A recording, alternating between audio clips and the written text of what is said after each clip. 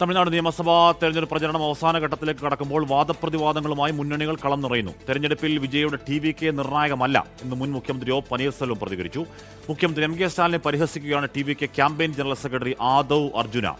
പ്രധാനമന്ത്രി ഉൾപ്പെടെയുള്ളവർ അടുത്ത ദിവസങ്ങളിൽ തമിഴ്നാട്ടിലേക്ക് എത്തും.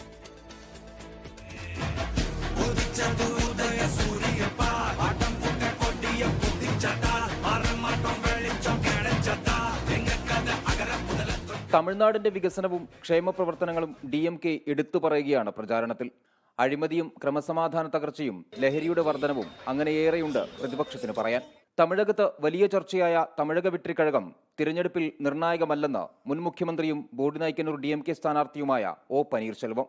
நல்லபடியாக போயிட்டுருக்கு, பிரகாசமாக போயிட்டுருக்கு. உறுதியாக தமிழ்நாடு முழுவதும் திராவிட முன்னேற்ற கழகத்தின் தலைமையிலான மதசார்பற்ற கூட்டணி மாபெரும் வெற்றி அடையும். 200 தொகுதிகளுக்கு மேலாக வெற்றி அடையும். மீண்டும் மாண்புமிகு முதலமைச்சராக ചീഫ് മിനിസ്റ്ററാக എലക്ടഡ് MK സ്റ്റാലിൻ.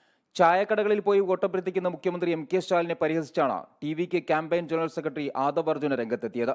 മുഖ്യമന്ത്രിയെ ആരും പരിഗണിക്കുന്നില്ല. TVK അധ്യക്ഷൻ വിജയ് പോകുന്ന വഴികളിലെല്ലാം ലക്ഷങ്ങൾ എത്തുന്നുവെന്നും ആദവ് അർജുന 24നോട്.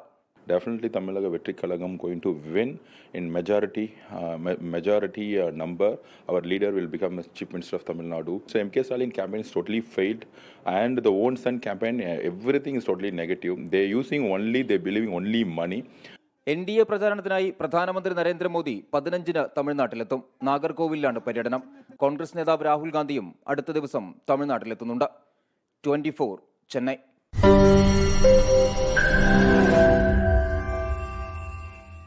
ലോകത്തെവിടെയായാലും ഏത് സമയത്തും 24 വാർത്തകളും ഓഗ്മെന്റഡ് റിയാലിറ്റി പാക്കേജുകളും എക്സ്പ്ലെയിനറുകളും വിശദമായി കാണാൻ ഞങ്ങളുടെ YouTube ചാനൽ നിങ്ങൾക്ക് സബ്സ്ക്രൈബ് ചെയ്യാം.